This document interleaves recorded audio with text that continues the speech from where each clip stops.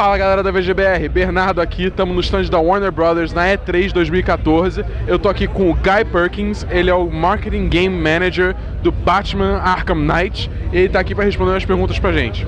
Alright, so Guy, what can you tell us a little bit about the story of Batman Arkham Knight for those who aren't following the games? Sure, so the game takes place about 11-12 months after the end of Arkham City, so Protocol 10 has kind of decimated that part of Gotham. Joker is dead, spoiler alert, so he's gone. Scarecrow is now back and he's filled that power vacuum. It's great for us because we left him out of Arkham City because we wanted to bring him back. He's such an awesome character. He has a different kind of relationship with Batman, this kind of mind games, this fear element. You know, Batman uses fear in one way, Scarecrow uses it in a different way, so to bring him back is awesome. Scarecrow is threatening to detonate a fear toxin weapon in downtown Gotham. Commissioner Gordon has evacuated the city. Thugs are running riots. The villains are kind of uniting under Scarecrow to overthrow Gotham and take down the Batman. So that's kind of where our game starts, and players will experience a long, wet, rainy Halloween evening. Yeah, so the game, like most, not actually most, like all the Arkham games, it takes all the story takes place in one night only. That's correct. So this is a Halloween evening, yeah, and everything you sort of get to experience takes place across that long night. All right, awesome. And what can you tell us about a little bit about the new mechanics that Arkham Knight is bringing to the Arkham franchise? So I think we've probably introduced the biggest gameplay feature for us. Huge mountain was the Batmobile. We wanted to bring this in for a long time. You know, we started the franchise with the intimate kind of cat and mouse storytelling in Arkham Asylum, Joker and Batman kind of fighting it out in this very unique setting. We then blew that out into the open world of Arkham City and introduced the grapple and glide gameplay, which you can just soar across the skyline of Gotham City.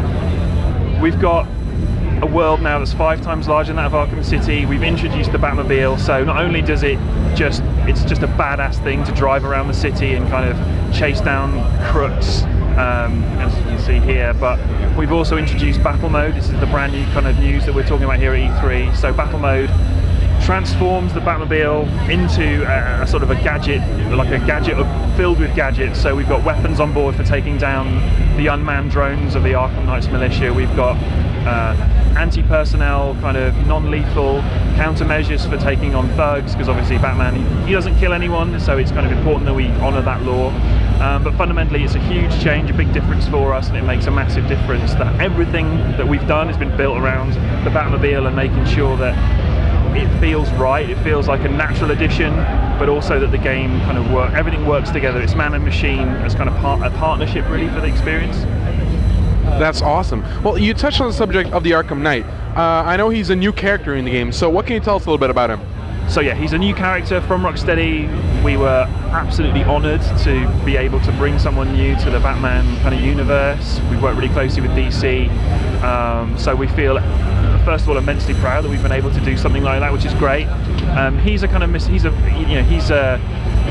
he's this kind of militaristic looking guy. He's got this army essentially that he's bringing into Gotham. He has soldiers, he has unmanned drone tanks, he has aerial drones. He's got a lot of equipment and that he's bringing to bear in Gotham City. He has almost a dotted reporting line into Scarecrow, so Scarecrow's using him and his militia to help sort of serve his purpose, but also Arkham Knight's got his own agenda in terms of what he wants out of that relationship. So Batman Arkham Asylum and Batman Arkham City were developed by Rocksteady, and then Batman Arkham Origins went over to a Warner Brothers studio. How does it feel to have the Batman franchise back to its original creators?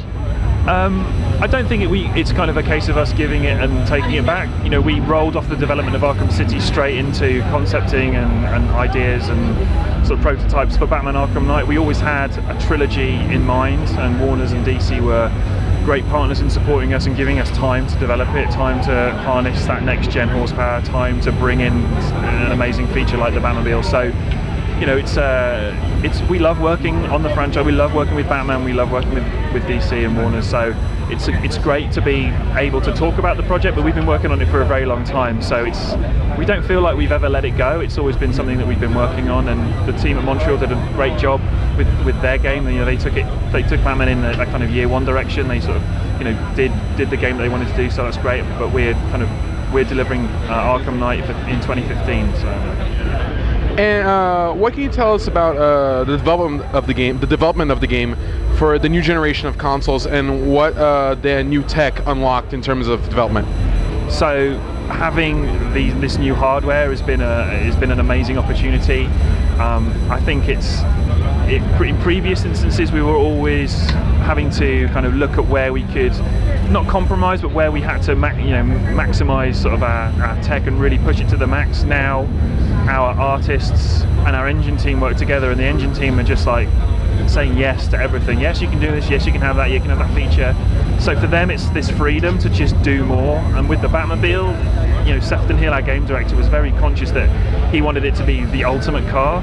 So in order to do that experience justice, we had to have next-gen horsepower in order to kind of make that experience worthwhile and something that we could do absolute justice to. So yeah, it's given us the opportunity to bring the ultimate Batman experience to gamers in 2015. That's awesome. And on last games, you could play on the challenge maps as both Nightwing and Robin, and you even launched a DLC for Arkham City that lets you play as Robin. Can we expect any appearances from other allies, Batman allies from the Batman universe in this game? So the guys that we've talked about already, we've got obviously Commissioner Gordon, we've got Oracle in the game. So these are kind of Alfred is kind of referenced in our demo that we're showing here at E3. So those are the guys we're talking about at the moment. Obviously there's more to come, and we'll kind of get there eventually. All right. And one last question. Obviously Batman is very big, and Brazil is not an exception to that. People love Batman there. Do you have any message that you want to send to people in Brazil? First of all, I hope you have a great World Cup. Looking forward to watching that. That's going to be awesome. Secondly, 2015 PS4, Xbox One, PC. Go get Batman Arkham Knight. You're going to love it.